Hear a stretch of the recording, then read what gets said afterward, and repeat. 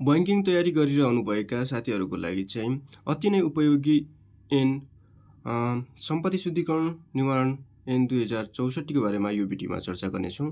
सम्पत्ति शुद्धिकरण निवारण ऐन 2064 किन आयो त भन्दाखेरि त्योभन्दा अगाडि चाहिँ कर छली हुने, आतंकवादी क्रियाकलापबाट जुन आर्जित सम्पत्ति हुन्थ्यो त्यो लुकाउने, गैरकानुनी सम्पत्तिहरूलाई चाहिँ त्यो शुद्धिकरण गर्ने, भ्रष्टाचार गर्ने हो, त्यस्ता कार्यहरूको वृद्धि भएका कारण विक्रमसम्म 2064 सालमा चाहिँ सम्पत्ति शुद्धिकरण ऐन चाहिँ के गर्यो त भन्दाखेरि यिनीहरूलाई नियन्त्रण गर्नको लागि जारी गरियो है त। अब सम्पत्ति शुद्धिकरण ऐन राष्ट्रिय वाणिज्य बैंक, त्यसपछि नेपाल राष्ट्र बैंकमा चाहिँ यसको चाहिँ महत्त्वपूर्ण भूमिका रहन्छ। तपाईलाई चाहिँ 10 नम्बर वा के त भन्दाखेरि 10 नम्बरको क्वेशन्सहरू चाहिँ सोध्छ यसबाट। सुरुमा अब सम्पत्ति शुद्धिकरण निवारण 2064 को प्रकाशन प्रारम्भ कहिले भएको त भन्दाखेरि विक्रमसम्म 2064 साल 10 महिना 14 गतेका दिन यसको प्रारम्भ अर्थात् प्रकाशन भएको छ।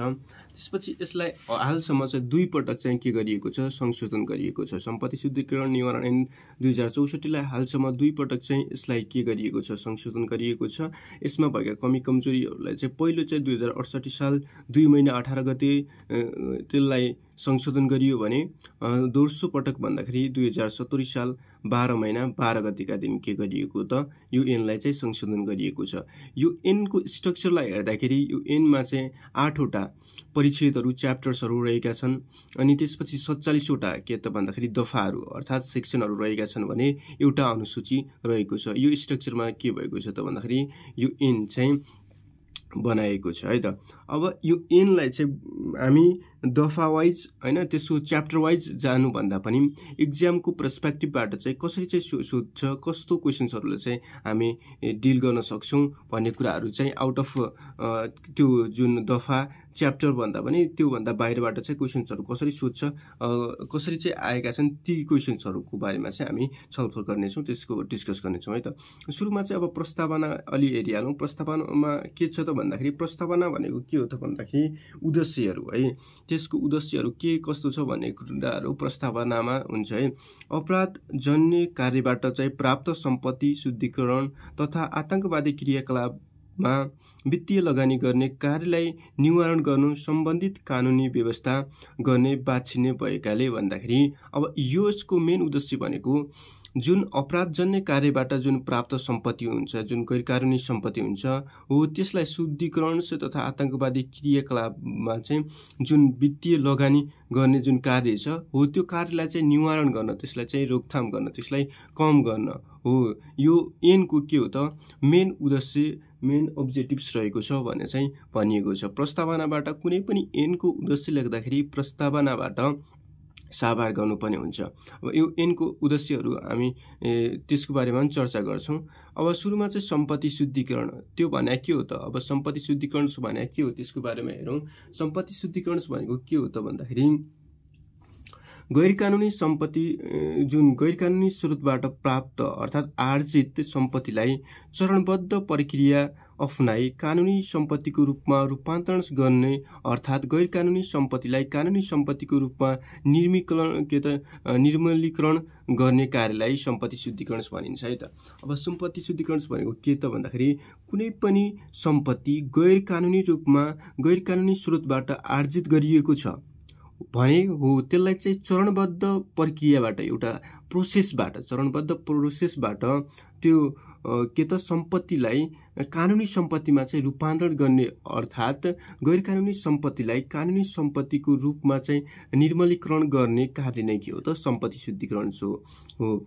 अर्को शब्दमा अर्को पोइन्ट अफ भ्यूबाट भन्दा के त भन्दाखेरि सम्पत्ति शुद्धिकरण दूषित सम्पत्तिको वास्तविक स्रोतलाई चाहिँ कानुनी स्रोतको आवरणले छोपी कानुनी सम्पत्तिको रूपमा देखाउने कार्य नै के हो त सम्पत्ति शुद्धिकरण हो है त। दूषित भनेपछि फोर जुन के त कानुनबाट निर्मित सम्पत्ति नभएर चाहिँ गैरकानुनी सम्पत्ति दूषित सम्पत्तिलाई त्यसको वास्तविक स्रोत सोर्सेस के हो त्यो लुकाएर चाहिँ कानुनी स्रोतको आवरण कानुनी स्रोतको आवरणले चाहिँ त्यसलाई छोपेर कानुनी सम्पत्तिको रूपमा देखाउने कार्य नै सम्पत्ति शुद्धिकरण हो भन्ने चाहिँ हामी यो पोइन्ट अफ भ्यूबाट पनि हेर्न सक्छौं। वा सेतो कालो धनलाई सेतो बनाउने कार्य सम्पत्ति शुद्धिकरण हो भने पनि भन्न सक्छौँ। कालो धनलाई सेतो बनाउने कार्य सम्पत्ति शुद्धिकरण हो भने भन्न सक्छौँ। अब सम्पत्ति शुद्धिकरण चाहिँ अब यसको चाहिँ यो चाहिँ के त सम्पत्ति शुद्धिकरण भनेको एउटा हिंसा रहित, यसमा चाहिँ हिंसा रहित गरिने वित्तीय प्रकृतिको गम्भीर अपराध हो। यसमा चाहिँ हिंसा हुँदैन, झै झगडा हुँदैन, तर पनि त्यो नभए पनि हिंसा रहित, यसमा हिंसा नभए पनि यो एउटा वित्तीय फाइनेन्सियल्स नेचरको एउटा गम्भीर अपराध हो। सम्पत्ति शुद्धिकरण भनेको यो यस्तो अपराध हो, यो चाहिँ के त भन्दाखेरि राष्ट्रिय स्तरको सबैभन्दा के त खतरनाक अपराध हो। जस्तै अब देशको उन्नति, देशको विकास, देश चाहिँ सुशासन कायम नहुनुको मेन कारण पनि यो सम्पत्ति शुद्धिकरण हुन्छ। किनभने देशमा रहेका ठुलो ठुलो व्यक्तिहरूले वा पदस्थ के त ठुलो पदमा रहेका नेताहरूले वा कुनै पनि व्यक्तिले अब कर छली, व्यापारीहरूले कर छली गरेर त्यसपछि आतंकवादी क्रियाकलापहरूबाट आर्जन गरेको सम्पत्ति र कुनै पनि भ्रष्टाचार गरेको सम्पत्तिलाई त्यसलाई चाहिँ के त भन्दाखेरि कानुनी सम्पत्ति बनाउन खोज्यो भने, बनायो भने चाहिँ त्यसले चाहिँ धेरै क्षेत्रमा चाहिँ जोखिम निम्त्याएको हुन्छ। त्यही भएर यो सम्पत्ति शुद्धिकरण भनेको एउटा गम्भीर प्रकृतिको चाहिँ अपराधको रूपमा पनि यसलाई हेर्न सक्छौँ। यसलाई के त सफेद फोजको रूपमा पनि हामी हेर्न सक्छौँ, सफेद फोजको रूपमा हेर्न सक्छौँ है त। अब सम्पत्ति शुद्धिकरण जस्ता अपराधमा निम्न विशेषताहरू रहन्छन्। जुन सम्पत्ति शुद्धिकरण छ त्यसमा चाहिँ निम्न विशेषताहरू रहन्छन् भनेर पनि भन्न सक्छौँ। के कस्ता विशेषताहरू हुन्छन् त सम्पत्ति शुद्धिकरणमा? यो चाहिँ दूषित सम्पत्ति भएको हुने। अब सम्पत्ति शुद्धिकरण भनेको यो चाहिँ के हो त भन्दाखेरि एउटा के त भन्दाखेरि दूषित सम्पत्ति हो। यो चाहिँ सम्बद्ध कसुर है, प्रिडिकेट गर्न सकिने भएकाले एउटा सम्बद्ध कसुर हो, चरणबद्ध प्रक्रिया अपनाएको हुन्छ। सम्पत्ति शुद्धिकरणमा चाहिँ एउटा के त भन्दाखेरि प्रक्रिया हुन्छ, पहिलो के त्यसपछि के त्यसपछि के भनेर चाहिँ एउटा सिस्टममा चाहिँ प्रक्रियामा चाहिँ यो प्रोसेसमा चाहिँ यसलाई चाहिँ सम्पत्ति शुद्धिकरण गरिन्छ। यसको प्रोसेसको बारेमा हामी यो अगाडि चर्चा गर्छौँ योभन्दा। त्यसपछि अब सीमापार तथा सङ्गठित अपराधको रूपमा रहने, सीमापार यसले चाहिँ क्रस बोर्डर पनि हुन सक्छ। यो हाम्रो देशमा मात्र नभएर बाहिरी देशबाट पनि के गर्न सकिन्छ, सम्पत्ति शुद्धिकरण गर्न सकिन्छ। आजभोलिको कन्टेन्टमा नेपालको भ्रष्टाचार जुन छ नि, यो नेपालको भ्रष्टाचार नेपालमै मात्र नभएर विदेशबाट चाहिँ हुने गरेको पाइएको छ यो कन्टेन्टमा आजभोलि है। त्यही भएर चाहिँ अब विभिन्न ठुलो ठुलो के त भन्दाखेरि पदमा रहेका व्यक्तिहरूले चाहिँ आफ्नो पावरको युज गरेर चाहिँ विदेशबाट नै भ्रष्टाचार गर्ने सिस्टम चाहिँ नेपालमा पस्टाइरहेको छ। त्यसपछि अर्को विशेषतालाई हामी हेर्दाखेरि सम्पत्तिको वास्तविक स्रोतको ढोकछाप गरिने। अब जुन सम्पत्ति शुद्धिकरणको विशेषतामा चाहिँ यो जुन सम्पत्ति हुन्छ त्यसको वास्तविक रियल सोर्सेस के हो त, त्यो चाहिँ ढोकछाप गरिने, त्यसलाई देखाइँदैन।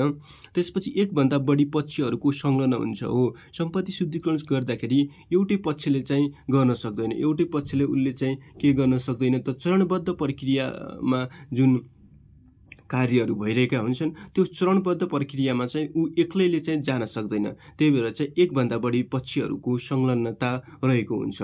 त्यसपछि दोहोरो अपराध भएको हुने है, यसमा चाहिँ के हुन्छ, सम्पत्ति शुद्धिकरणमा चाहिँ दोहोरो अपराध हुन्छ। अब जो व्यक्तिले भ्रष्टाचार गर्छ ऊ त अपराधी भइहाल्यो। अब त्यो भ्रष्टाचार गरेको पैसालाई, गैर कानुनी पैसालाई, त्यसलाई चाहिँ कानुनी रूपमा चाहिँ रूपान्तरित गर्ने जुन व्यक्ति हुन्छ त्यो पनि अपराधी ठहरिन्छ। त्यही भएर चाहिँ यसमा चाहिँ के हुन्छ त भन्दाखेरि दोहोरो अपराध रहने हुन्छ। यी चाहिँ सम्पत्ति शुद्धिकरणका विशेषताहरू हामीले चर्चा गऱ्यौँ। सम्पत्ति शुद्धिकरण भनेको के हो, यसमा चाहिँ धेरै पर्सपेक्टिभबाट तपाईँहरूलाई मैले भने के त भन्दाखेरि गैर कानुनी रूपमा आर्जन गरेको सम्पत्तिलाई कानुनी रूपमा आर्जन गरेको सम्पत्ति हो भनेर चाहिँ रूपान्तरित गर्ने प्रक्रिया, वा के त भन्दाखेरि यो हिंसा रहित गम्भीर खालको अपराध। अनि त्यसपछि कालो धनलाई सेतो बनाउने प्रक्रिया हो भनेर चाहिँ हामीले यसको परिभाषा, यसको कन्सेप्टको बारेमा चर्चा गरिसकेपछि अब हामी यो जुन सम्पत्ति शुद्धिकरणको प्रक्रिया अर्थात् तहहरू कसरी चाहिँ सम्पत्ति शुद्धिकरण हुँदो रहेछ भन्ने कुराहरूको बारेमा हेर्छौँ। यो चाहिँ आउट अफ के त भन्दाखेरि सिलेबस तपाईँहरूलाई सोध्न सक्छ। जुन सम्पत्ति शुद्धिकरण निवारण ऐन 2064 मा सम्पत्ति शुद्धिकरणको प्रक्रिया के कस्तो छ भने चाहिँ सोध्न सक्छ, लेख्नुहोस् भने चाहिँ सोध्न सक्छ। यो अब एनमा चाहिँ छैन, अब हामीले चाहिँ लेख्नु पर्यो। यसमा चाहिँ 5 वटा चाहिँ प्रक्रियाहरू के त अपनाएका छन्। 5 वटा प्रक्रियामा चाहिँ सम्पत्ति शुद्धिकरण गर्न सकिन्छ भन्ने कुराहरू रह्यो है त। अब यी 5 वटा प्रक्रियाहरू के छन् त भन्दाखेरि सुरुमा चाहिँ गैर कानुनी सम्पत्तिको प्राप्त गर्ने, उसले चाहिँ प्राप्त गर्नु पर्यो नि त। कुनै पनि किसिमको गैर कानुनी सम्पत्तिलाई चाहिँ के गर्नु पर्यो, त्यसलाई चाहिँ प्राप्त गर्ने है। त्यो प्राप्त गरिसकेपछि त्यसलाई चाहिँ प्लेसमेन्ट अर्थात् स्थापित गर्ने, त्यसलाई चाहिँ के गर्ने त प्लेसमेन्ट गर्ने। त्यसपछि प्लेसमेन्ट गरिसकेपछि त्यसको वास्तविक स्रोतलाई चाहिँ ढोकछाप गर्ने र त्यो ढोकछाप गरेको जुन प्राप्त सम्पत्ति छ त्यसलाई चाहिँ कानुनी सम्पत्तिसँग चाहिँ मिश्रण गर्ने र त्यसलाई पुनः प्राप्ति गर्ने। यी 5 वटा चरणमा चाहिँ सम्पत्ति शुद्धिकरण गरिएको हुन्छ।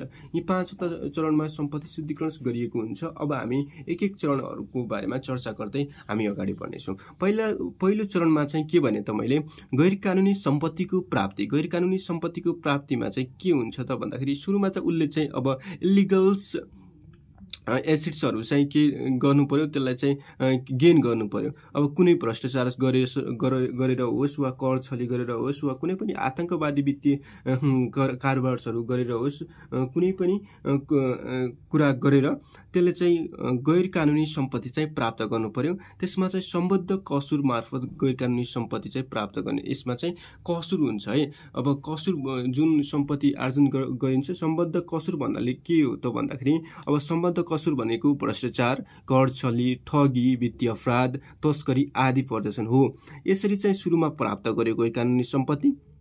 के भन्यौँ त हामीले पहिलो चरणमा के हुँदो रहेछ, अब यो सम्पत्ति शुद्धिकरण गर्दाखेरि के हुँदो रहेछ त भन्दाखेरि पहिलो चाहिँ सम्बद्ध कसुर मार्फत चाहिँ गैर कानुनी सम्पत्तिको प्राप्त गर्ने। प्राप्त भने सम्बद्ध कसुर भनेको के रहेछ त भन्दाखेरि भ्रष्टाचार, कर छली, ठगी, वित्तीय अपराध, तस्करी आदि पर्दछन् है। अब त्यो गरिसकेपछि सेकेन्ड चरणमा के हुन्छ त भन्दाखेरि गैर कानुनी सम्पत्तिलाई के त स्थापित गर्ने अर्थात् प्लेसमेन्ट। त्यो जुन प्राप्त गरेको सम्पत्ति हुन्छ त्यसलाई चाहिँ प्लेसमेन्ट गर्नु पर्यो। त्यो प्लेसमेन्ट कसरी गरिन्छ त कुनै न कुनै माध्यम प्रयोग गरी वित्तीय प्रणालीमा चाहिँ गैर कानुनी सम्पत्तिलाई प्रवेश गराउने हो। केही न केही प्रोसेसबाट कुनै न कुनै माध्यमबाट चाहिँ त्यो जुन वित्तीय प्रणालीमा चाहिँ त्यो गैर कानुनी सम्पत्तिलाई चाहिँ के गर्ने त भन्दाखेरि प्रवेश गराउने। स्रोत खुलाउन नपर्ने क्षेत्रमा चाहिँ लगानी गर्ने हो। सपोज गरौँ अब नेपालको कुनै नेताले भ्रष्टाचार गर्यो, 1 करोडसम्मको भ्रष्टाचार गर्यो भने अब त्यो पैसा उसले चाहिँ कुनै न कुनै माध्यमको युज गरेर त्यसलाई चाहिँ वित्तीय प्रणालीमा चाहिँ के गर्ने त त्यसले चाहिँ के गर्छ, प्रवेश गराउँछ।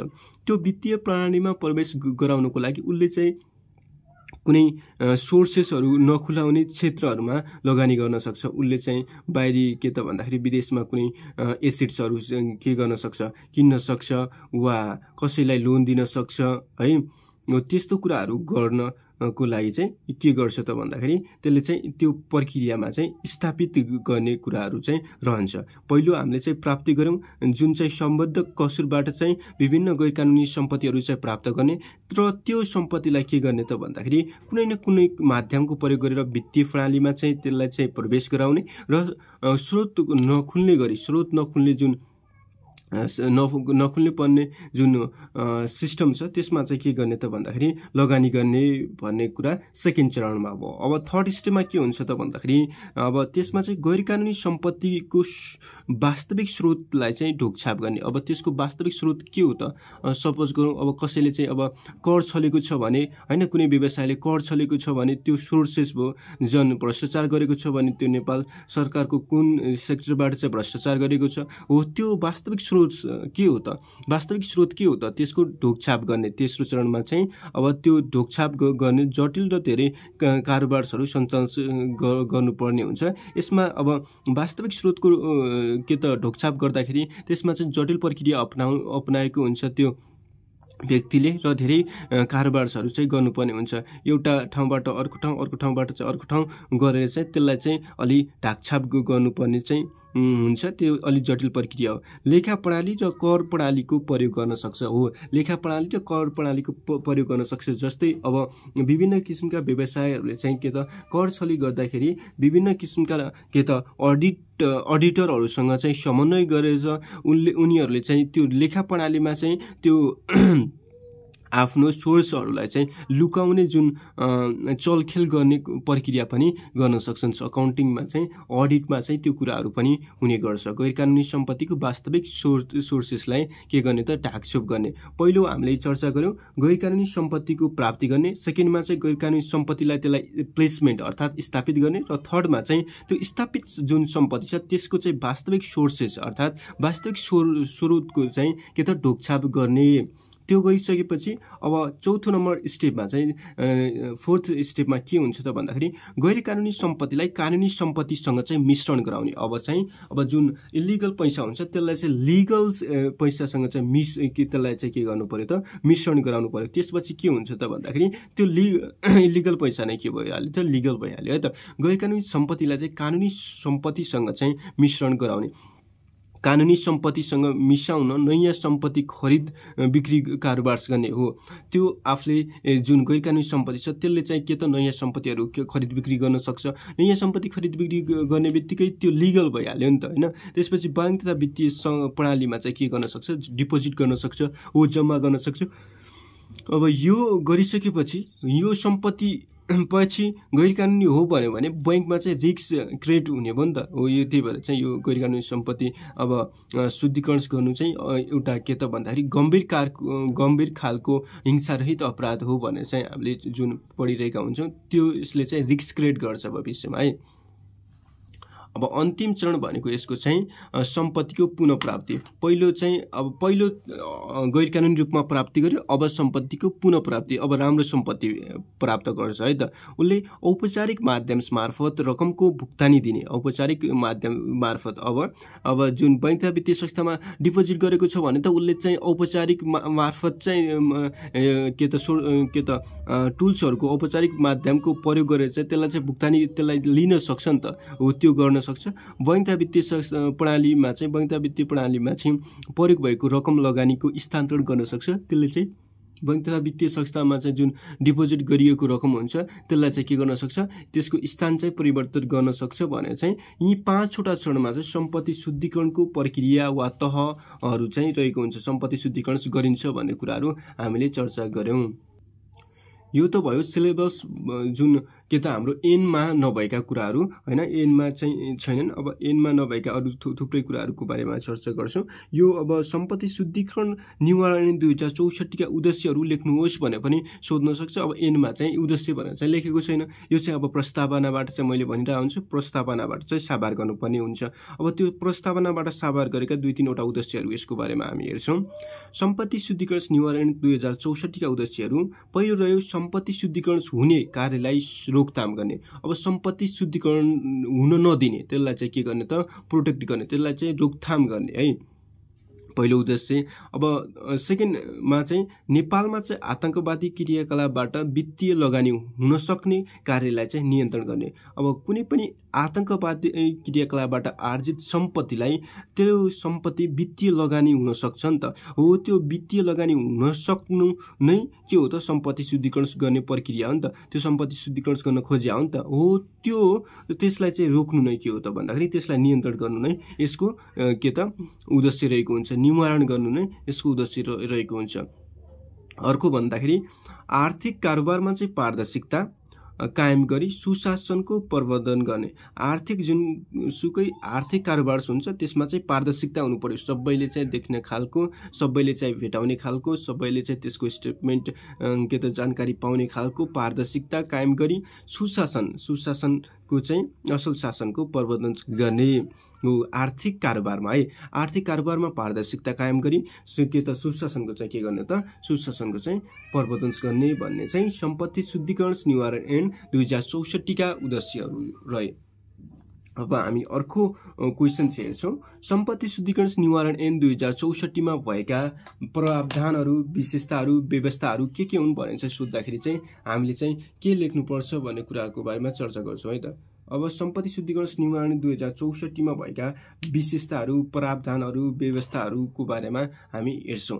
अब के कस्ता यी चाहिँ अब यसरी चाहिँ यी प्रावधानहरू, यी चाहिँ व्यवस्थाहरू, विशेषताहरू भने चाहिँ एनमा लेखेको छैन। अब पोइन्ट टु द पोइन्ट हामीले चाहिँ यसबाट चाहिँ हेर्न सक्छौं। सम्पत्ति शुद्धिकरण निवारण 2064 मा भएका प्रावधानहरू वा व्यवस्थाहरू वा विशेषताहरू जे भने पनि एउटै कुराहरू हुन्। पहिलो विशेषतामा हेर्छौं, सम्पत्ति शुद्धिकरण निवारण 2064 को पहिलो विशेषता सबै वित्तीय व्यवसाय र गैर वित्तीय व्यवसायी तथा पेशाकर्मीहरूलाई सूचक संस्थाको रूपमा चाहिँ उल्लेख गरेको हो। यो एनले के गरेको छ त भन्दाखेरि सबै वित्तीय व्यवसाय जसले चाहिँ फाइनान्सियल्स के त भन्दाखेरि कारोबारहरू गर्छ हैन, नगर्ने वा गर्ने, अनि पेशाकर्मी जो चाहिँ के त प्रोफेसनमा हुन्छन् हो, ती सबैलाई के त सूचक संस्थाको रूपमा उल्लेख गरेको। सूचक संस्थाको रूपमा भन्दाखेरि सूचना दिने निकाय, कुनै पनि सम्पत्ति शुद्धिकरणको प्रोसेसमा चाहिँ त्यो सूचना लिनको लागि चाहिँ के गरिन्छ त भन्दाखेरि सूचक संस्थाको रूपमा चाहिँ यी सबै वित्तीय व्यवसाय, गैर वित्तीय व्यवसाय तथा पेशाकर्मीहरूलाई चाहिँ लिने गरिन्छ भने चाहिँ पहिलो पोइन्टमा चाहिँ यो विशेषता राख्न सक्छौं। त्यसपछि अर्को पोइन्टमा सम्पत्ति शुद्धिकरण र आतंकवादी क्रियाकलापमा वित्तीय लगानीको कसुर हुने कार्यहरू चाहिँ उल्लेख गरेको हो। यो एनमा चाहिँ के भनेको छ त भन्दाखेरि यो एनको दफा 3 र 4 मा चाहिँ के लिस्ट आउट गरिएको छ है, तपाईहरुले यहाँ हेर्न सक्नुहुन्छ। सम्पत्ति शुद्धिकरण र आतंकवादी क्रियाकलाप है, सम्पत्ति शुद्धिकरण र आतंकवादी क्रियाकलापमा चाहिँ वित्तीय लगानीको कसुर हुन सक्ने कार्यहरू चाहिँ यी हुन् भनेर चाहिँ यो एनले चाहिँ के गरेको छ, उल्लेख गरिएको छ। अब विशेषता भनेको त्यसमा गाँसिएका, त्यसमा टाँसिएका है, त्यसमा भएका सबै कुराहरू नि त है विशेषता भनेको। त्यही भएर चाहिँ यो कुराहरू पनि यो एनमा चाहिँ के गरिएको छ, राखिएको छ। अर्को विशेषतालाई हेर्दाखेरि यस एन अन्तर्गतका कसुरमा चाहिँ प्राकृतिक र कानुनी दुवै व्यक्तिलाई सजायको प्रावधान गरेको छ हो। यो एनले चाहिँ सम्पत्ति शुद्धिकरण गरेको, आतंकवादी क्रियाकलापमा चाहिँ वित्तीय लगानी गरेको, त्यस्तो कसुरहरू गरेको थाहा पाएमा चाहिँ यो एनले चाहिँ प्राकृतिक व्यक्ति वा कानुनी व्यक्ति भन्दैन, यसले चाहिँ प्राकृतिक व्यक्ति र कानुनी दुवै व्यक्तिलाई चाहिँ के गर्न सक्छ, सजायको प्रावधान गर्न सक्छ। प्राकृतिक व्यक्ति भनेको सर्वसाधारण साधारण व्यक्तिहरू भए, कानुनी व्यक्ति भनेको लिगल कानुनी व्यक्तिहरू चाहिँ कुनै पनि कानुनद्वारा चाहिँ निर्मित पदमा चाहिँ पद धारण गरेका व्यक्तिहरू, कानुनी व्यक्तिहरूलाई दुवैलाई चाहिँ के गर्न सक्छ, सजायको प्रावधान चाहिँ दिन सक्छ। यो चाहिँ 3 नम्बरमा चाहिँ यो विशेषता राख्न सक्छौं। अब 4 नम्बरमा चाहिँ यसले चाहिँ एसएन अन्तर्गत बहिर्क्षेत्रीय क्षेत्राधिकार प्रयोग हुने। अब यसमा चाहिँ यसले चाहिँ बहिर्क्षेत्रीय क्षेत्राधिकारको प्रयोग गर्न सक्छ। विभिन्न किसिमका सेक्टरमा चाहिँ यसले चाहिँ धेरै किसिमका अधिकारहरूको चाहिँ के गर्न सक्छ त, प्रयोग गर्न सक्छ। यो एनले है बहिर्क्षेत्रीय क्षेत्राधिकारको चाहिँ प्रयोग गर्न सक्छ।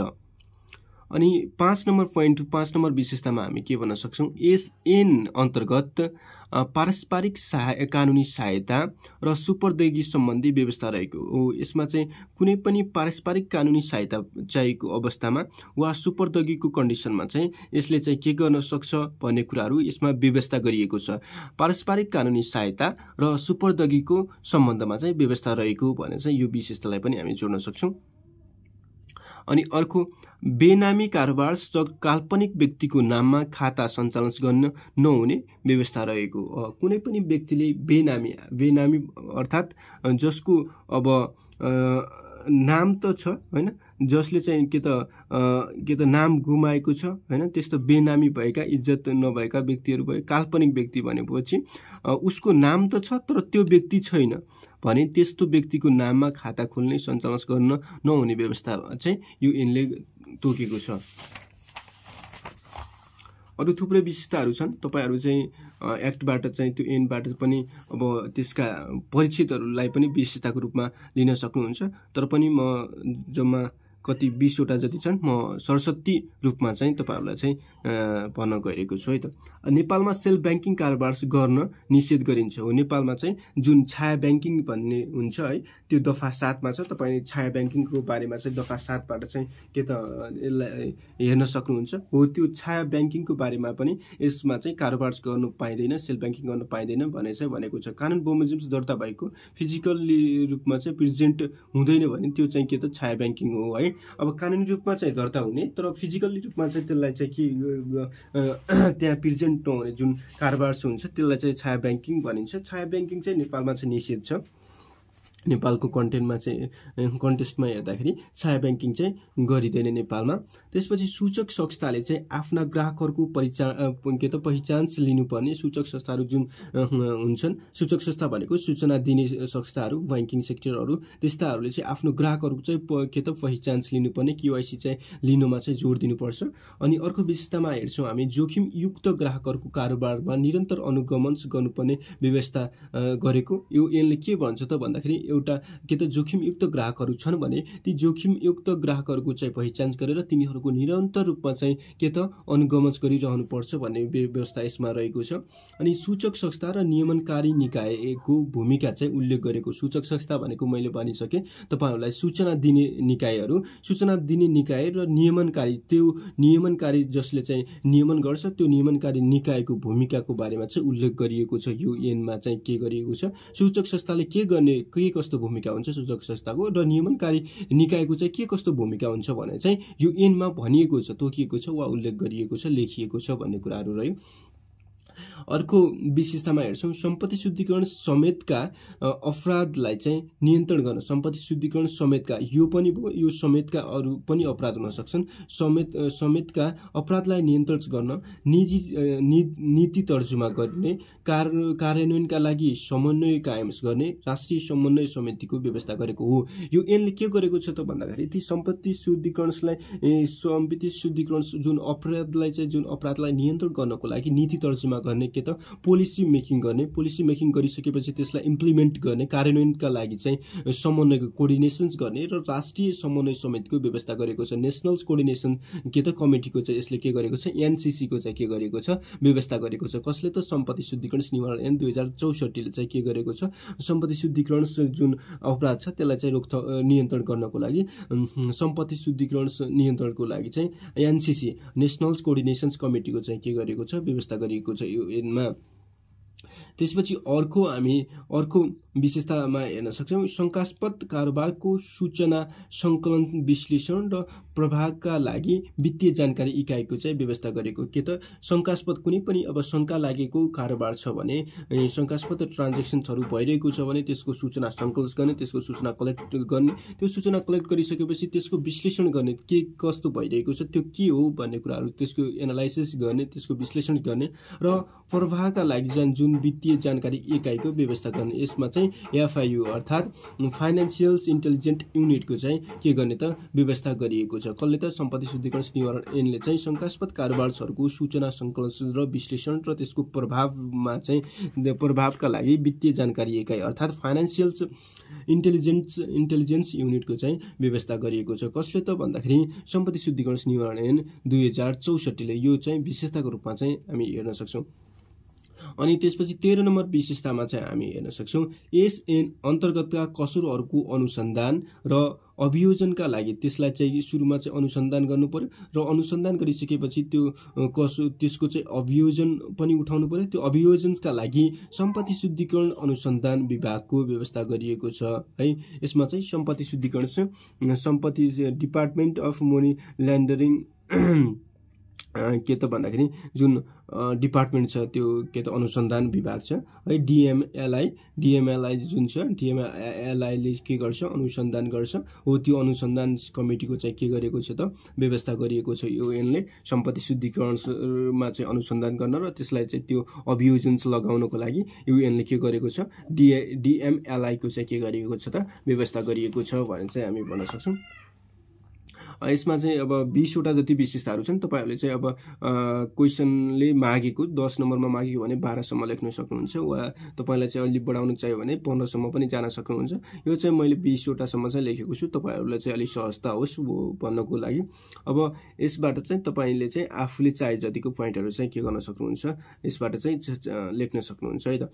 अब प्वाइन्ट नम्बर 14 मा चाहिँ के विशेषता छ त भन्दाखेरि सम्पत्ति शुद्धिकरण निवारणमा के कुराहरु छ, के कुराहरु उल्लेख गरिएको छ, के कुराहरु गाँसिएको छ, के कुरा टाँसिएको छ भन्दाखेरि सम्पत्ति शुद्धिकरण जस्ता कसुरको अनुसन्धान गर्दा भुक्तानी प्रविधि र जुन सम्पत्ति शुद्धिकरणको जुन परिचालन विधि प्रयोग गर्ने सकिने व्यवस्था छ। यसमा चाहिँ के त भन्दाखेरि जुन सम्पत्ति अनुसन्धानको भुक्तानी प्रविधिमा चाहिँ सम्पत्ति शुद्धिकरणको परिचालन त्यो पहिचान गर्ने विधिको चाहिँ प्रयोग गर्नुपर्ने व्यवस्था छ भने चाहिँ भनिएको छ।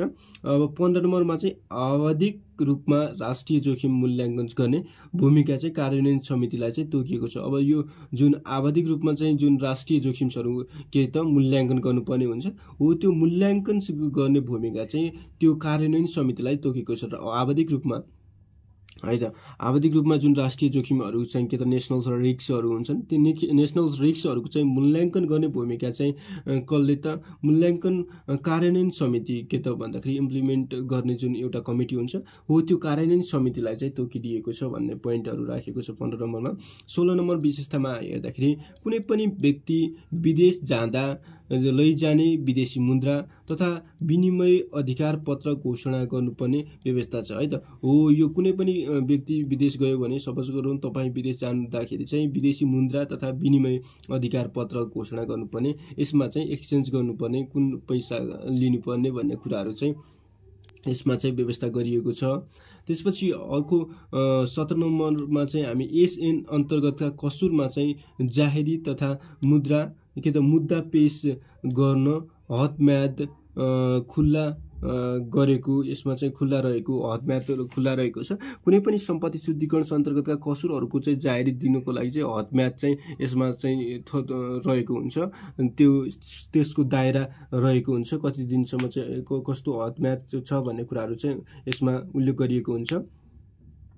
अब 18 नम्बर के त विशेषतामा हेर्दाखेरि कसुरको सूचना दिनेलाई चाहिँ बिगोको 90% वा 10 लाख घटी रकम चाहिँ पुरस्कार दिने व्यवस्था रहेको छ। सरी 90 भने 10 है 10%। अब कसुरको सूचना दिनेलाई चाहिँ बिगोको 10% वा 10 लाख घटी चाहिँ रकम पुरस्कार दिने व्यवस्था छ। अब कसैले चाहिँ सम्पत्ति शुद्धिकरण भइरहेको अवस्थामा चाहिँ त्यसको सूचना दिन्छ भने के त भन्दाखेरि कानुनी निकायलाई त्यसको सूचना दिने व्यक्तिलाई चाहिँ त्यो जति बिगो भइरहेको छ त्यसको 10%, सपोज गरौँ 10 लाख भइरहेको छ भने त्यसको 10% हैन वा त्यो 10 लाख भन्दा कमी चाहिँ पुरस्कार दिने व्यवस्था पनि यसले गरेको छ। यदि तपाईले चाहिँ अब कसैले चाहिँ भ्रष्टाचार गरिरहेको छ कुनै नेताले भन्यो भने भनिहाल्नु पर्यो। तपाईले चाहिँ तपाईसँग प्रुफ फ्याक्टहरू छ भने त्यो चाहिँ कानुनी व्यक्तिहरूलाई भन्नु पर्यो, तपाईलाई पुरस्कार पनि दिन सक्ने व्यवस्था यो ऐनले तोकेको छ है त। दिन सक्छ 10% सम्म। सपोज गरौँ कुनै नेताले 1 करोडै भ्रष्टाचार गर्यो भने तपाईलाई त्यसको नालीबेली थाहा छ भने भनिहाल्नु पर्यो, तपाईबाट त्यो 10 करोडको 10% के रे 1 करोडको 10% तपाईले चाहिँ पुरस्कार पाउन सक्ने व्यवस्था पनि गरिएको छ। तपाईले चाहिँ यो चाहिँ कुरा ध्यान दिनुपर्ने हुन्छ। अब 19 नम्बर विशेषतामा हामी एसएन अन्तर्गतका कसुरमा चाहिँ विभागले चाहिँ तोकिएको अदालतमा चाहिँ विशेष अभियोजन गर्न सक्ने हो। यो ऐनमा चाहिँ भएका जुन कसुरमा चाहिँ विभागले तोकिएको अदालतमा चाहिँ कुन विभागले चाहिँ कुन अदालत तोक्यो त्यसको अभियोजन गर्न सक्ने व्यवस्था रहेको छ। र अन्तिममा चाहिँ हामी हेर्छौँ एसएन अन्तर्गतका कसुरमा सजाय मागदाबीमा सौदाबाजी गर्न सकिने व्यवस्था रहेको छ। हो यो कुनै पनि सजाय छ नि त सम्पत्ति शुद्धिकरणबाट भएका आतंकवादी क्रियाकलापबाट चाहिँ जुन वित्तीय लगानीको जुन कसुरहरू हुन्छन् ती कसुरहरूबाट चाहिँ कसुरमा चाहिँ सजायको माग दाबी गर्न चाहिँ सौदाबाजी गर्ने हैन प्री बार्गेनिङ गर्ने जुन के हुन्छ त व्यवस्था हुन्छ। जस्तै सपोज गरौँ हामी पसलमा जाँदाखेरि अब पसलले चाहिँ अब के त भन्दाखेरि 1500 को कुनै जुत्ता भन्न सक्छ हैन, तपाईले चाहिँ त्यसलाई बार्गेनिङ गर्न सक्नुहुन्छ नि 1400 मा दिनुहोस् 1300 मा दिनुहोस् भन्ने जुन बार्गेनिङ हुन्छ हो। त्यसरी चाहिँ जुन अब अपराध कसुर भएका व्यक्तिहरूले चाहिँ सौदाबाजी गर्न सक्ने व्यवस्था पनि छ, त्यसले उनीहरूले चाहिँ बार्गेनिङ पनि गर्न सक्छ है त। यी कुराहरू चाहिँ के त सम्पत्ति शुद्धिकरण निवारण ऐन 2064 मा भएका विशेषताहरू ओभरअलमा चाहिँ यति नै हुन् है। यहाँबाट चाहिँ तपाईलाई चाहिने कुराहरू चाहिँ जति चाहिन्छ त्यो चाहिँ तपाईले चाहिँ लेख्न सक्नुहुन्छ। कम्तीमा 10 नम्बरमा चाहिँ 12 पोइन्टहरुसम्म 14 पोइन्टसम्म पनि तपाईले चाहिँ लेख्न सक्नुहुन्छ सरस्वती है त। यसमा चाहिँ कुनै टाउको दुखाइ भएन। हामीले सम्पत्ति शुद्धिकरण निवारण ऐन 2064 को चर्चा गरिरहँदा त्यसको परिभाषा, त्यसमा के कस्तो प्रक्रिया हुन्छ र त्यसमा भएका उद्देश्य र त्यसमा भएका विशेषताहरूको बारेमा चर्चा गरिसकेपछि अब हामी एउटा क्वेशन्स हामी डिल गर्छौं। सम्पत्ति शुद्धिकरण र आतंकवादी क्रियाकलापमा वित्तीय लगानीको कसुर हुने कार्यहरू उल्लेख गर्दै उक्त कसुरमा हुने सजायको व्यवस्था लेख्नुहोस् भनेर चाहिँ यो सोध्न सक्छ। यस्तो टाइपको क्वेसनमा तपाईहरुलाई चाहिँ सम्पत्ति शुद्धिकरण क्वेसन्स हो है त। अब यसमा चाहिँ के भनेको छ त, सम्पत्ति शुद्धिकरण र आतंकवादी क्रियाकलापमा चाहिँ वित्तीय लगानी हुने कसुर हुने कार्यहरू उल्लेख गर्नुहोस् र उक्त कसुरमा चाहिँ हुने सजायको व्यवस्थाहरू पनि गर्नुहोस् भनेर चाहिँ भनेको छ। यसलाई चाहिँ हामी चाहिँ के त भन्दाखेरि एन्सर टाइपमा जान्छौँ। सुरुमा चाहिँ हामी त्यसको भूमिका बाँध्ने, त्यसको एन्सर लेख्ने र निष्कर्ष पनि यसमा चाहिँ चर्चा गर्छौँ। अब सम्पत्ति शुद्धिकरण र आतंकवादी क्रियाकलापमा वित्तीय लगानीको कसुर हुने कार्यहरू लेख्नुहोस् भन्दाखेरि सुरुमा चाहिँ अब कसुर के तरिकाबाट चाहिँ हुन्छ त्यो कार्यहरू लेख्नु पर्यो र ती कसुरहरू भएमा चाहिँ के सजाय हुन्छ त्यसको व्यवस्था पनि लेख्नु पर्यो है त। सम्पत्ति शुद्धिकरण निवारण ऐन 2064 ले दफा 3 र 4 मा सम्पत्ति शुद्धिकरण र आतंकवादी क्रियाकलापमा वित्तीय लगानीको कसुर हुने कार्यहरू उल्लेख गरिएको गर्नुका साथै दफा 30 र 34 मा सजायको व्यवस्था गरेको पाइन्छ। कसुर र सजाय सम्बन्धी उक्त व्यवस्थाहरूलाई यस प्रकार प्रस्तुत गरिएको छ भने चाहिँ हामी भूमिका बाँध्न सक्छौँ। के भन्यौ त, सम्पत्ति शुद्धिकरण निवारण ऐन 2064 को दफा 3 र 4 मा सम्पत्ति शुद्धिकरण र आतंकवादी क्रियाकलापमा वित्तीय लगानीको कसुर हुने कार्यहरू उल्लेख गरेका छन्। दफा 3 र 4 मा कार्यहरू उल्लेख गरिएका रहेछन्। साथै दफा 30 र 34 मा यसको सजायको व्यवस्थाहरू गरेको पनि पाइन्छ भनेर भन्यो। कसुर र सजाय सम्बन्धी उक्त व्यवस्थाहरू यस प्रकार प्रस्तुत गर्न सकिन्छ भने चाहिँ हामी भन्छौँ है त। सम्पत्ति शुद्धिकरणको के त कसुर हुने कार्यहरू है त, सम्पत्ति शुद्धिकरणको कसुर हुने, अब त्यसलाई चाहिँ कसरी चाहिँ कसुर ठहर्याइन्छ, कुन कार्य गरेमा चाहिँ कसुर हुँदो रहेछ भन्ने कुराहरूको बारेमा हेर्छौँ। अब यसमा चाहिँ तपाईले चाहिँ एउटा वर्ड चाहिँ गैर कानुनी सम्पत्ति भन्ने चाहिँ एउटा वर्ड तपाईले चाहिँ रिपिट गर्नुपर्ने हुन्छ। सुरुमा चाहिँ गैर कानुनी सम्पत्ति छ, त्यो गैर कानुनी सम्पत्तिको स्रोत लुकाउन, त्यस्तो सम्पत्ति रूपान्तरण गर्न, स्थानान्तरण गर्न वा हस्तान्तरण गर्ने कार्य गरेमा चाहिँ त्यो कार्य चाहिँ सम्पत्ति शुद्धिकरणको कसुर हुनेछ है त। पहिलो कार्य के भयो त, गैर कानुनी सम्पत्तिको स्रोतलाई लुकाउन, त्यस्तो सम्पत्ति रूपान्तरण तथा हस्तान्तरण गर्ने कार्य गरेमा चाहिँ त्यो चाहिँ सम्पत्ति शुद्धिकरणको कसुर हुने कार्य हो। पहिलो नम्बरमा पहिलो कार्य के भन्यौ, गैर कानुनी सम्पत्तिको स्रोतलाई लुकाउन, त्यस्तो सम्पत्ति रूपान्तरण, हस्तान्तरण, स्थानान्तरण गर्ने कार्य गरेमा चाहिँ त्यो कार्य सम्पत्ति शुद्धिकरणको कसुर हुने कार्य हो, पहिलो कार्य।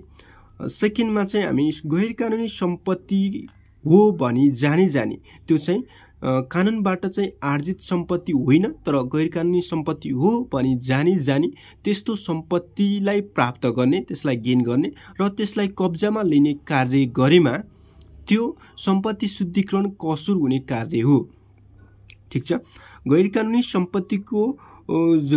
सम्पत्ति हो भनी जानी हैन, त्यस्तो सम्पत्ति प्राप्त गर्ने र कब्जामा लिने कार्य गरेमा त्यो कार्य सम्पत्ति शुद्धिकरणको कसुर हुने कार्य हो। दोस्रो कार्य भयो। 3 नम्बरमा चाहिँ अब तेस्रो कार्यलाई हेर्दाखेरि गैर कानुनी सम्पत्ति हो भनी जानी त्यस्तो सम्पत्तिको प्रयोग गरेमा, युज गरेमा त्यो सम्पत्ति शुद्धिकरणको कसुर हुने कार्य हो। त्यो चाहिँ सम्पत्ति शुद्धिकरणको कसुर हुने कार्य कुन हो त, गैर कानुनी सम्पत्ति हो भनी जानी त्यस्तो सम्पत्ति चाहिँ प्रयोग गरेमा, त्यस्तो सम्पत्ति प्रयोग गरेमा त्यो कार्य नै के हो त, सम्पत्ति शुद्धिकरणको कसुर हुने कार्य हो। अर्को कार्य भनेको जुन गैर कानुनी सम्पत्तिको वास्तविक स्रोत लुकाउने, रियल सोर्सेस अफ इलिगल्स एसेटको के हो त्यो लुकाउने, त्यसको प्रकृति, स्वामित्व र स्थान परिवर्तन गर्ने कार्य गरेमा त्यो कार्य सम्पत्ति शुद्धिकरणको कसुर हुने कार्य हो है। गैर कानुनी सम्पत्तिको चाहिँ वास्तविक स्रोत लुकाउने, प्रकृति, स्वामित्व, स्थान परिवर्तन गर्ने कार्य गरेमा त्यो कार्य के हो त, सम्पत्ति शुद्धिकरणको कसुर हुने कार्य हो। त्यसपछि 5औंमा चाहिँ 5 नम्बर पोइन्टमा हामी कुन कार्यलाई लेख्न सक्छौं त भन्दाखेरि सम्पत्ति शुद्धिकरण हुने कार्यहरूको लागि षड्यन्त्र गर्ने, दुरुत्साहन गर्ने, मत सल्लाह दिने तथा सहयोग गर्ने कार्य गरेमा उक्त कार्य पनि सम्पत्ति शुद्धिकरणको कसुर हुने कार्य हो है त। सम्पत्ति शुद्धिकरणमा चाहिँ यी 5वटा कार्यहरू छन्। यी 5वटा कार्यहरू गरेमा उक्त कार्यहरू सम्पत्ति शुद्धिकरणको कसुर हुने कार्य हो। यी चाहिँ कसुर हुने कार्यहरू हुन् भने चाहिँ हामी भन्न सक्छौँ। पहिलो भन्यौं गैरकानुनी सम्पत्तिको स्रोतलाई लुकाउन, त्यस्तो सम्पत्तिको स्थानान्तरण, रूपान्तरण वा हस्तान्तरण गर्ने कार्य गरेमा। अर्को चाहिँ गैरकानुनी सम्पत्ति हो भनी जानी जानी त्यस्तो सम्पत्तिको प्राप्ति गर्ने र त्यसलाई चाहिँ के त भन्दाखेरि कब्जामा लिने कार्य गरेमा उक्त कार्य सम्पत्ति शुद्धिकरणको कसुर हो भनेर चाहिँ हामी हेर्न सक्छौँ। गैरकानुनी सम्पत्ति हो भनी जानी जानी त्यस्तो सम्पत्तिको प्रयोग गरेमा त्यो कार्य गरेमा सम्पत्ति शुद्धिकरणको कसुर हुने कार्य हो भनेर चाहिँ हामी त्यसलाई बुझ्न सक्छौँ। अनि गैरकानुनी सम्पत्तिको वास्तविक स्रोत लुकाउने, प्रकृति स्वामित्व स्थान परिवर्तन गर्ने कार्य गरेमा त्यो कार्यलाई चाहिँ सम्पत्ति शुद्धिकरणको कसुर हुने कार्य हो भनेर चाहिँ हामी हेर्न सक्छौँ। अर्को कार्यमा चाहिँ वास्तविक शुद्धिकरण हुने कार्यहरूको लागि चाहिँ षड्यन्त्र गर्ने, त्यसको दुरुत्साहन गर्ने र मसल्ला दिने जुन सहयोग गर्ने कार्यहरू गरिन्छ हो, त्यो कार्य गरेमा पनि त्यो चाहिँ के हुन्छ त सम्पत्ति शुद्धिकरणको कसुर हुने कार्य हो भनेर चाहिँ हामी भन्न सक्छौँ। अब ती 5वटा चाहिँ सम्पत्ति शुद्धिकरणको कसुर हुने कार्यहरू भए है त। अब हामी वित्तीय लगानीमा चाहिँ आतंकवादी क्रियाकलापमा वित्तीय लगानीको कसुर हुने कार्यहरूको बारेमा पनि हेर्छौँ। अब यो टीएफ भनेको छ है, टीएफ जुन यसमा टीएफ भनेपछि आतंकवादी क्रियाकलापलाई बुझाउँछ। आतंकवादी क्रियाकलापमा चाहिँ वित्तीय लगानीको कसुर हुने कार्यहरू के छन् त। अब सुरुमा चाहिँ सम्पत्ति शुद्धिकरण को कसुर हुने कार्यहरूको बारेमा चर्चा गर्यौं। अब आतंकवादी क्रियाकलापमा वित्तीय लगानीको कसुर हुने कार्यहरू के हुन्छ।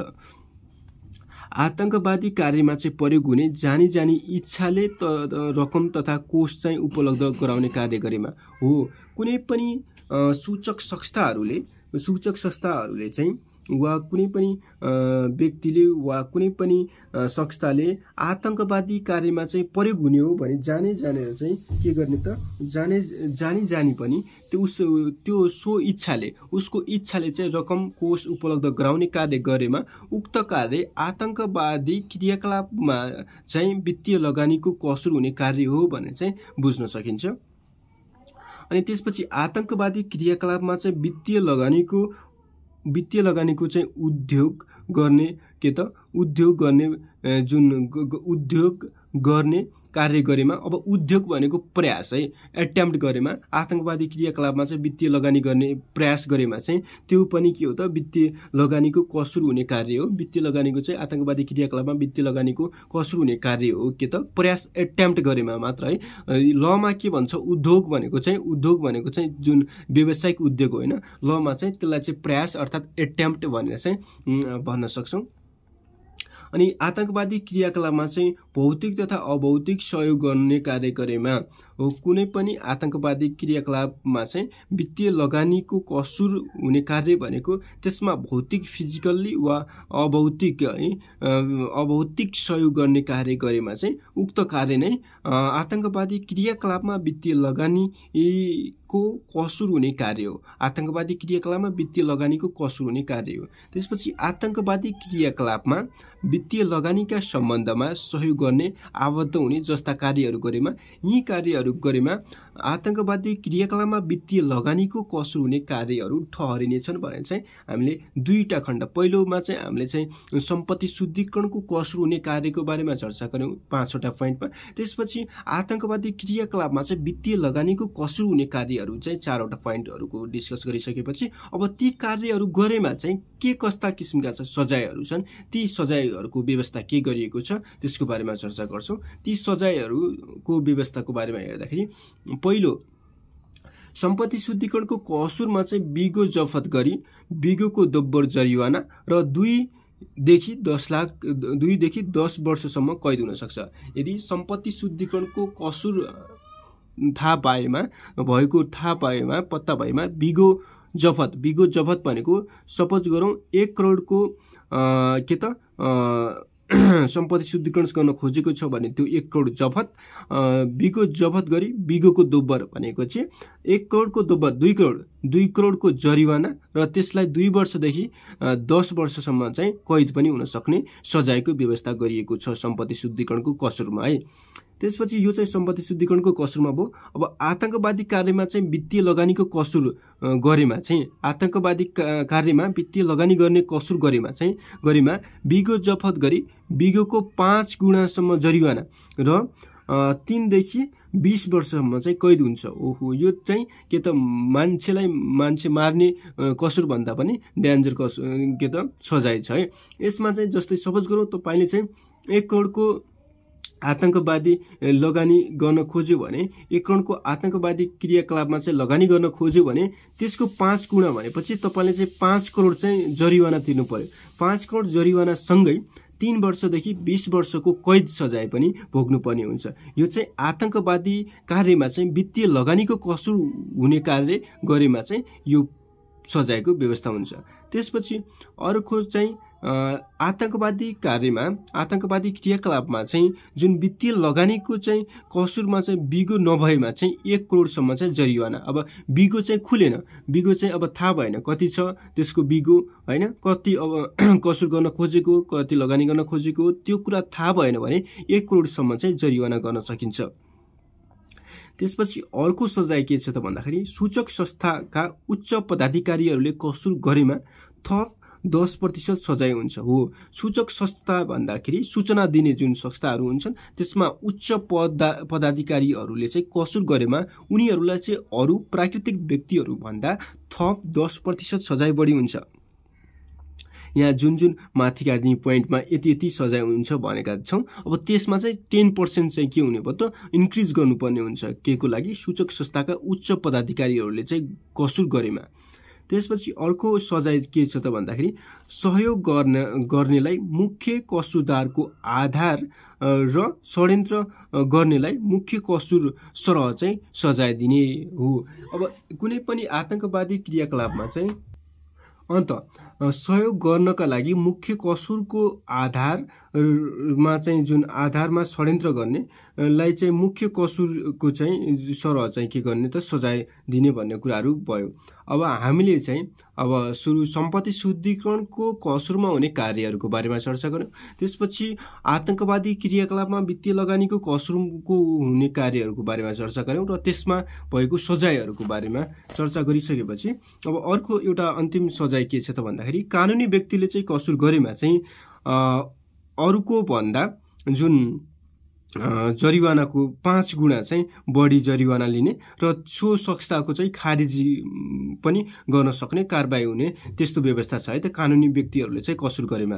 अब यति भनिसकेपछि यति लेखिसकेपछि अब हामीले चाहिँ निष्कर्षमा के भन्न सक्छौं, यसले माथि उल्लेखित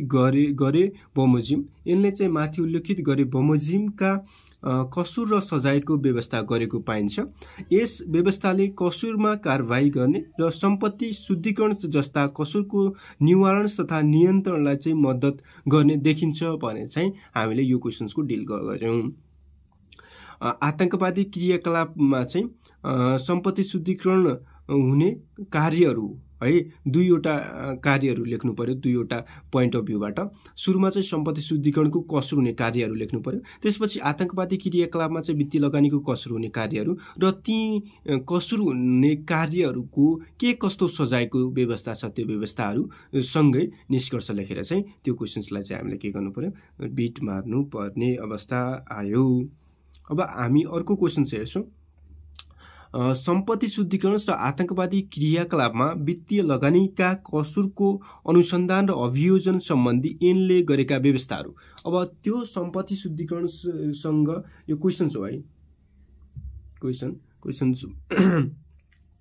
यसमा चाहिँ अब सम्पत्ति शुद्धिकरण र आतंकवादी क्रियाकलापमा चाहिँ वित्तीय लगानीका कसुरको अनुसन्धान, त्यसको चाहिँ इन्भेस्टिगेसन र अभियोजन, त्यसमा चाहिँ कुन किसिमको चाहिँ अभियोजन्स लगाउन सकिन्छ त्यो सम्बन्धी चाहिँ के त ऐनले गरेका व्यवस्थाहरू लेख्नुहोस् भन्न सक्छ, वा सम्पत्ति शुद्धिकरण जस्ता कसुरको अनुसन्धान र अभियोजन हुने सम्पत्ति शुद्धिकरण अनुसन्धान विभागको के भूमिका छ लेख्नुहोस् भने चाहिँ यी दुईवटा कुराहरू भन्ने चाहिँ क्वेसन सोध्न सक्छ। अनुसन्धान विभागको भूमिका वा अनुसन्धान र अभियोजन सम्बन्धी ऐनमा चाहिँ के कस्ता व्यवस्था गरिएका छन् भनेर चाहिँ सोधेको अवस्थामा चाहिँ हामीले चाहिँ के कुराहरू लेख्नुपर्छ त्यसको बारेमा हामी चर्चा गर्छौँ। अब यो क्वेसन्सलाई डिल गर्दाखेरि सम्पत्ति शुद्धिकरण र आतंकवादी क्रियाकलापमा वित्तीय लगानी जस्ता कसुरको अनुसन्धान र अभियोजनका लागि ऐनको परिच्छेद 5 अन्तर्गत विभिन्न व्यवस्थाहरू गरेको पाइन्छ। यसमा चाहिँ ऐनको कुराहरू ऐनको परिच्छेद 5 मा तपाईहरुले हेर्न सक्नुहुन्छ के कस्ता व्यवस्थाहरू छन् त्यसको समराइज फर्ममा चाहिँ एन्सरमा हामीले लेखेको छौं। 5 अन्तर्गत चाहिँ विभिन्न व्यवस्थाहरू गरेको पाइन्छ। उक्त व्यवस्थाहरूलाई निम्न बमोजिम चाहिँ प्रस्तुत गरिएको छ भने चाहिँ हामी भन्न सक्छौं है त। अब के व्यवस्थाहरू रहेछन्? पहिलो व्यवस्थामा हेर्छौं कसुरको अनुसन्धानको लागि सम्पत्ति शुद्धिकरण अनुसन्धान विभागलाई चाहिँ विशिष्टकृत निकायको रूपमा चाहिँ व्यवस्था गरेको हो। कसुरको अनुसन्धानको लागि विशिष्टकृत निकाय भनेको के हो त? अनुसन्धान विभाग सम्पत्ति शुद्धिकरणको कुनै पनि अनुसन्धान गर्नु छ भने त्यसको सबैभन्दा ठूलो विशिष्टकृत निकाय भनेको के हो त? विशिष्टकृत निकाय भनेको के को रहेछ त भन्दाखेरि अनुसन्धान विभाग हो। त्यसको व्यवस्था गरेको छ। पहिलो चाहिँ अनुसन्धान विभागको व्यवस्था गरेको कसले त? सम्पत्ति शुद्धिकरण निवारण ऐनले है। सम्पत्ति शुद्धिकरण हुन सक्छ ती कार्यहरूलाई रोक्नुपर्छ।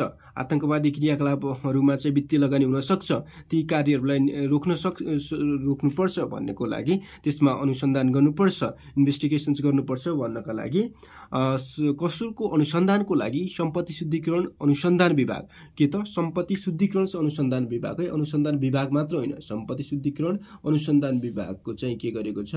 सम्पत्ति शुद्धिकरण अनुसन्धान विभागको के त व्यवस्था गरिएको छ। पहिलो व्यवस्था यो भयो। त्यसपछि अर्को व्यवस्था के छ त भन्दाखेरि जुन कसुर हुन्छ कसुरको जाहेरी लिखित वा मौखिक रूपमा विभागमा गर्न सकिन्छ। अब जाहेरी लिखित पनि गर्न सकिन्छ, मौखिक रूपमा पनि गर्न सक्छ है त। यो सम्पत्ति शुद्धिकरणमा चाहिँ लिखित नै दिनुपर्छ भन्ने कुराहरू चाहिँ हुँदैन। सम्पत्ति शुद्धिकरणको जुन कसुरको लागि चाहिँ जाहेरी दिँदाखेरि चाहिँ लिखित वा मौखिक दुवै रूपमा पनि हुन सक्छ हामीले है। अब मौखिक भनेपछि अब डाइरेक्ट गएर पनि भन्न सकियो वा टेलिफोनबाट पनि भन्न सकियो। कुनै पनि मौखिक के त सञ्चारको माध्यमबाट चाहिँ हामी के गर्न सक्छौं? जाहेरी दिन सक्छौं। यो अर्को व्यवस्था भयो। अनि 3 नम्बर व्यवस्थामा चाहिँ उजुरी उपर विभागले चाहिँ प्रारम्भिक अनुसन्धान गर्न सक्छ। अब उजुरी आयो, उजुरी आइसकेपछि त्यसमा चाहिँ प्रारम्भिक अनुसन्धान चाहिँ विभाग सम्पत्ति शुद्धिकरण अनुसन्धान विभागले चाहिँ प्रारम्भिक अनुसन्धान गर्न सक्ने व्यवस्था गरिएको छ यो ऐनमा। त्यसपछि विस्तृत अनुसन्धान आवश्यक भएमा विभागले चाहिँ अनुसन्धान अधिकृत नियुक्ति गरी अनुसन्धान गर्न सक्छ। त्यसमा चाहिँ अब डिपली अनुसन्धान गर्नु पर्यो, सरफेसमा अनुसन्धान गर्नु भन्दा पनि त्यसमा डिपली जानु पर्यो भने विभागले के गर्छ त? सम्पत्ति शुद्धिकरण अनुसन्धान विभागले के गर्छ? अनुसन्धान अधिकृतलाई चाहिँ नियुक्ति गर्छ। उक्त अधिकृतले चाहिँ के गर्छ त? अनुसन्धान गर्ने गर्छ। अर्को व्यवस्था के छ त भन्दाखेरि अनुसन्धान गर्दाखेरि भुक्तानी प्रविधि र सुराकी परिचालनको विधि प्रयोग गर्न सकिने। अब यसमा चाहिँ के त भन्दाखेरि अनुसन्धान गर्दाखेरि भुक्तानी प्रविधि कसरी चाहिँ त्यसको भुक्तानी हुन्छ हैन, त्यो प्रविधि र सुराकी परिचालन गर्न सक्छ। सुराकी भनेपछि जुन एनआई के त जुन सीआईडी हेर्नु भएको छ नि हो, त्यो सीआईडी मा चाहिँ जसको चाहिँ के त सुराकीहरू हुन्छन् हो, त्यो सुराकी परिचालन गर्न सक्छ। अर्को व्यवस्थामा चाहिँ अनुसन्धानको क्रममा अभियुक्तलाई चाहिँ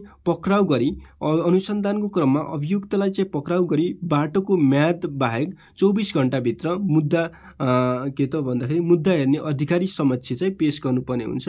अब अनुसन्धानको क्रममा कुन अभियुक्त छ भने त्यो अभियुक्तलाई चाहिँ बाटो पक्राउ गरेर चाहिँ बाटोको म्याद बाहेक 24 घण्टा भित्र मुद्दा हेर्ने अधिकारी समक्ष चाहिँ के गर्नुपर्ने हुन्छ? पेश गर्नुपर्ने हुन्छ। यो व्यवस्था पनि छ। एक पटक 30 दिन नबढाई कन्टिन्युअस है 30 दिनसम्म नबढाई जुन 90 दिनसम्म चाहिँ हिरासतमा राख्न सकिन्छ। एकपटकमा चाहिँ 30 दिन चाहिँ बढ्नु भएन हो, त्यो नबढाएर चाहिँ 90 दिनसम्म हिरासतमा राख्न सकिन्छ। जुन अभियुक्त भनिने व्यक्ति छ त्यो अभियुक्तको सम्पत्ति साथै भ्रमणको कागजातहरू रोक्खा गर्न सकिन्छ। जो अभियुक्त जसलाई चाहिँ जाहेरी दिएको छ अभियुक्त व्यक्ति छ त्यो अभियुक्त व्यक्तिको सम्पत्ति पनि रोक्खा गर्न सकिन्छ र त्यसले भ्रमण गर्ने कागजातहरू चाहिँ रोक्खा गर्न सकिन्छ। अनुसन्धान प्रतिवेदन सरकारी वकिल समक्ष पेश गरी सरकारी वकिलको निर्णय बमोजिम विभागले चाहिँ अभियोजन गर्नुपर्ने हुन्छ। अब अनुसन्धानको जुन प्रतिवेदन छ त्यो चाहिँ प्राइभेट वकिललाई होइन, त्यस चाहिँ सरकारी वकिल समक्ष चाहिँ पेश गर्नुपर्छ। सरकारी वकिल समक्ष पेश गरिसकेपछि वकिलको निर्णय बमोजिम विभागले चाहिँ अभियोजन गर्नुपर्ने हुन्छ। त्यसपछि अर्को चाहिँ अभियोजनका सम्बन्धमा हदम्याद नतोकिएको। अब अभियोजन गर्दाखेरि त्यसमा चाहिँ हदम्याद चाहिँ तोकिँदैन। मुद्दा तोकिएको अदालतमा चाहिँ विशेष पेश अदालतमा चाहिँ जुन अदालत चाहिँ विशेष अदालत हुनुपर्ने हुन्छ है। मुद्दा तोकिएको चाहिँ अदालत चाहिँ विशेष अदालतमा चाहिँ मुद्दा तोकिनुपर्ने हुन्छ।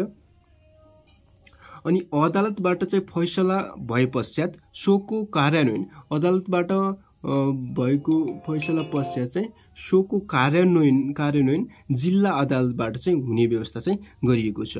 अब अदालतबाट जुन फैसला भयो त्यसको कार्यान्वयन चाहिँ जिल्ला अदालतबाट चाहिँ हुनुपर्ने छ है त। विशेष अदालतबाट फैसला हुन्छ, विशेष अदालतबाट फैसला भइसकेपछि जिल्ला अदालतबाट चाहिँ त्यसको कार्यान्वयन हुन्छ र अभियोजन गर्दा तोकिए बमोजिम सजाय मागदाबीमा चाहिँ छुट दिन सकिने है। अब अभियोजन गर्दाखेरि तोकिए बमोजिमको सजाय मागदाबीमा चाहिँ छुट दिन सकिने कुराहरू पनि छ। यो चाहिँ अनुसन्धान विभागले गर्ने भूमिका वा सम्पत्ति शुद्धिकरण निवारण ऐन 2064 मा चाहिँ अनुसन्धान सम्बन्धी के कस्ता व्यवस्थाहरू छन् वा अनुसन्धान विभागले चाहिँ सम्पत्ति शुद्धिकरण अनुसन्धान विभागले चाहिँ के कस्ता भूमिकाहरू खेल्छ भन्ने कुराहरू चाहिँ यही भए है त। व्यवस्था वा अनुसन्धान विभागको चाहिँ भूमिका भनेर भने यी 13 वटा पोइन्टहरू भए। तपाईलाई चाहिँ जति चाहिन्छ त्यो लेख्न सक्नुहुन्छ।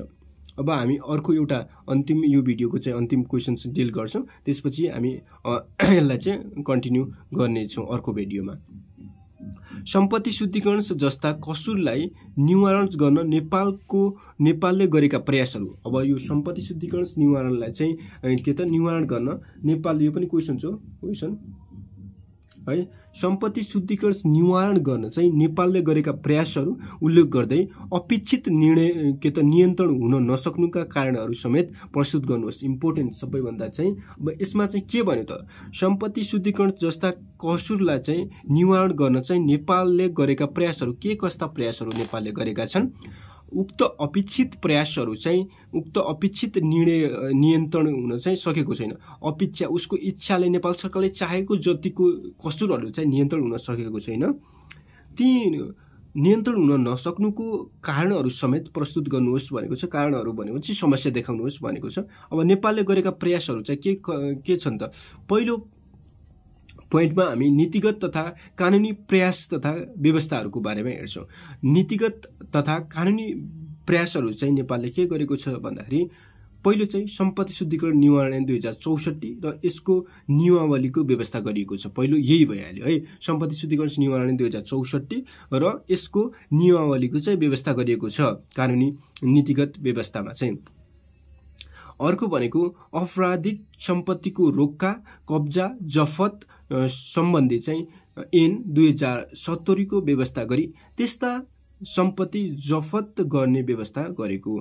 यसमा चाहिँ आपराधिक सम्पत्तिको रोक्का कब्जा जफत अनि सम्बन्धित ऐन 2070 को व्यवस्था गरी त्यस्ता सम्पत्ति जफत गर्ने व्यवस्था गरेको छ। के गर्छ त भन्दाखेरि अपराधिक सम्पत्तिको रोक्खा गर्ने जफत सम्बन्धी ऐन 2070 को व्यवस्था गरिएको छ। अब यस्तो सम्पत्तिको जफत गर्ने व्यवस्था पनि रहेको छ। अर्को अपराधीको आदान प्रदान जुन के त आपराधिक आदान प्रदानलाई चाहिँ सहज बनाउन सफेद फेसको चाहिँ ऐन 2070 को चाहिँ व्यवस्था गरिएको छ।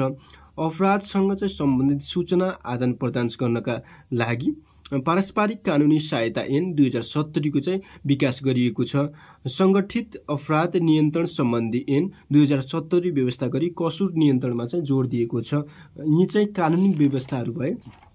अरू पनि छन् नीतिगत वा कानुनी व्यवस्थाहरू के छन् त भन्दाखेरि दोस्रो रणनीति योजना हैन तर्जुमा गरी कार्यान्वयन गर्ने सम्बद्ध कसुर अन्तर्गतका कानुनहरूको चाहिँ व्यवस्था गरिएको हो। यी के त भन्दाखेरि कानुनी व्यवस्था अर्थात् नीतिगत व्यवस्थाहरू चाहिँ नेपालले चाहिँ सम्पत्ति शुद्धिकरणलाई चाहिँ नियन्त्रण गर्ने प्रयासहरूमा चाहिँ कानुनी व्यवस्थाहरू भए। अब संस्थागत प्रयासहरू के गरेका छन् त भन्दाखेरि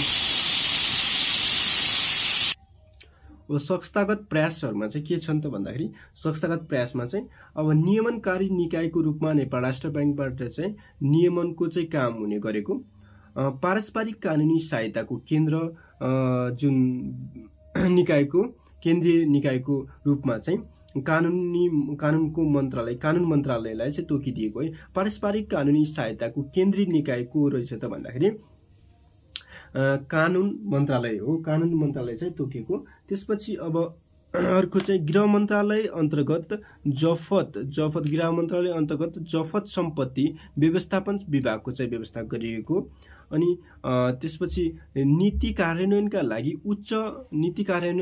उच्च स्तरीय समन्वय कायम गरेको है त के त सचिवको नेतृत्वमा चाहिँ 10 जना सदस्य भएको चाहिँ एउटा समन्वय समिति बनाएको हुन्छ। त्यो चाहिँ उच्च स्तरीय हुन्छ। त्यसपछि शंकास्पद सूचनाहरू चाहिँ संकलन विश्लेषण गर्नका लागि चाहिँ वित्तीय जानकारी इकाइको चाहिँ व्यवस्था गरिएको के त भन्दाखेरि वित्तीय जानकारी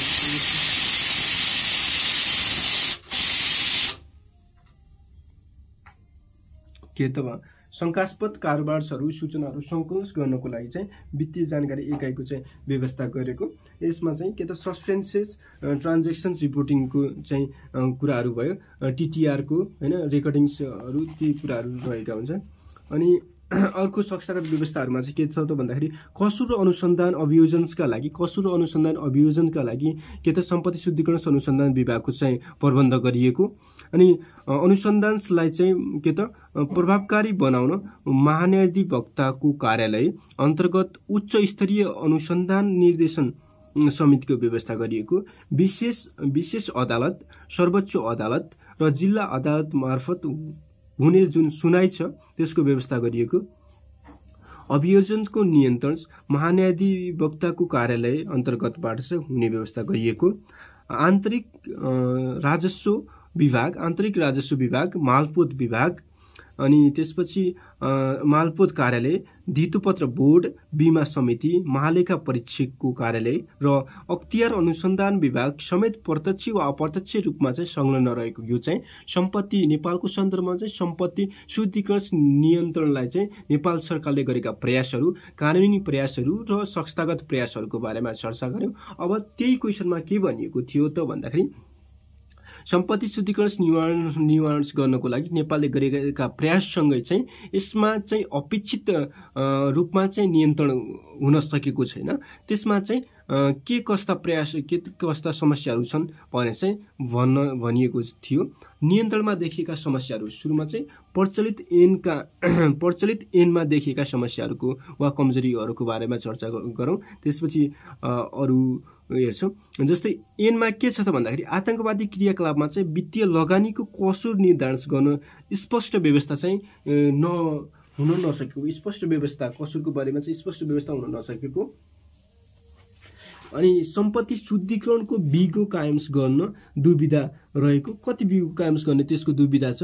अनि खुल्ला हदम्यादका कारण कारबाहीमा चाहिँ ढिलाइ हुने गरेको। अब हदम्यादको व्यवस्था छ सम्पत्ति शुद्धिकरण निवारण ऐनमा चाहिँ, त्यो हदम्यादको कारणले चाहिँ के त भन्दाखेरि कारबाहीमा चाहिँ ढिलाइ हुने यो चाहिँ एउटा समस्या रहेको छ। अनि त्यसपछि ऐनका प्रावधानहरू चाहिँ जटिल र अस्पष्ट अब यसमा चाहिँ सर्वसाधारण प्राकृतिक व्यक्तिहरूले बुझ्ने किसिमका छैनन् भन्ने कुराहरू यी चाहिँ समस्या भए। अब अन्य समस्या वा चुनौतीहरूलाई हेर्दाखेरि अनुसन्धान र अभियोजनका समन्वयको अभाव रहेको, त्यसपछि के त सम्पत्ति शुद्धिकरण अनुसन्धान विभाग र के त वित्तीय जानकारी इकाइ बीच चाहिँ समन्वयमा चाहिँ कठिनाइ देखिएको, अनि अर्को चाहिँ सम्पत्तिको चाहिँ एकीकृत अभिलेख प्रणालीको चाहिँ विकास हुन नसकेको, अनियन्त्रित भारतीय मुद्रा र त्यसपछि हुन्डी कारोबारको चाहिँ प्रयोग हुने गरेको, अनुसन्धान र अभियोजनमा चाहिँ के त सक्षम जानकारीको अभाव रहेको, कानुन कार्यान्वयनका सम्बन्धमा कमजोरी संयन्त्र रहेको, कसुर नियन्त्रणमा चाहिँ राजनीतिक अभाव तथा हस्तक्षेप देखिने गरेको, पारस्परिक कानुनी सहायता र सुपर्दगी को प्रावधानहरूमा चाहिँ जटिल देखिएको, अनुसन्धानमा चाहिँ जुन आधुनिक पद्धति हुन नसकी परम्परागत जुन प्रविधि छ त्यसको चाहिँ अनुसन्धानमा चाहिँ परम्परागत प्रविधिको चाहिँ युज भएको हो। यस्ता किसिमका चाहिँ समस्याहरू रहेका छन्। ल आजलाई यति नै गरौँ। एकैछिन हामी के कुराहरू हेर्यौँ त त्यसको बारेमा हेर्छौँ है त। सुरुमा चाहिँ हामीले सम्पत्ति शुद्धिकरण निवारण 2064 को बारेमा चर्चा गऱ्यौँ। त्यसको चाहिँ प्रकाशन वा त्यसको प्रकाशन कहिले भयो त विक्रमसम्म 2064 साल 10 महिना 14 गते माघ 14 गते त्यसको प्रकाशन भएको थियो। यसलाई चाहिँ यो ऐनलाई चाहिँ दुई पटक चाहिँ संशोधन गरिएको छ। यो दुई पटक संशोधन गरिनु, पहिलो संशोधन 2068 साल 2 महिना 18 गते थियो भने अनि दोस्रो संशोधन 2070 साल 12 महिना 12 गते भएको थियो। अब यसमा के कस्ता प्रक्रियाबाट सम्पत्ति शुद्धिकरण गरिन्छ त्यसको बारेमा चर्चा गऱ्यौँ। त्यसमा 5 वटा कुराहरू हामीले हेर्यौँ। प्राप्ति, स्थापित, त्यसपछि ढाकछोप अनि मिश्रण अनि के त भन्दाखेरि पुनः प्राप्ति भन्ने 5 वटा प्रक्रियाबाट सम्पत्ति शुद्धिकरण गरिँदो रहेछ, त्यो हेर्यौँ। अनि सम्पत्ति शुद्धिकरण निवारण 2064 का विशेषताको बारेमा चर्चा गऱ्यौँ। त्यसपछि विशेषता हेरिसकेपछि त्यसका उद्देश्यहरू हैन, त्यसमा उद्देश्यहरू के कस्ता रहे त्यो उद्देश्यहरू, अनि सम्पत्ति शुद्धिकरण गर्दाखेरि चाहिँ नेपाल सरकारले गरेका प्रयास र नियन्त्रणमा देखिएका समस्या हैन। त्यसपछि जुन सम्पत्ति शुद्धिकरण निवारण सम्पत्ति शुद्धिकरण अनुसन्धान विभाग छ त्यसको भूमिका वा सम्पत्ति शुद्धिकरण ऐन 2064 मा चाहिँ सम्पत्ति शुद्धिकरणको लागि के कस्ता व्यवस्थाहरू गरेका छन् ती व्यवस्थाहरूको बारेमा चर्चा गऱ्यौँ। अब आउने भिडियोमा चाहिँ यसलाई कन्टिन्यू गर्नेछौँ। तपाईहरुलाई चाहिँ यो भिडियोबाट चाहिँ के सिक्नु भयो भने यो भिडियोलाई लाइक गर्न चाहिँ नभुल्नुहोला र साथीसँग शेयर गर्न पनि नभुल्नुहोला। यो च्यानललाई सब्स्क्राइब गर्न सक्नुहुन्छ। Thank you for watching this video. Thank you. Bye by.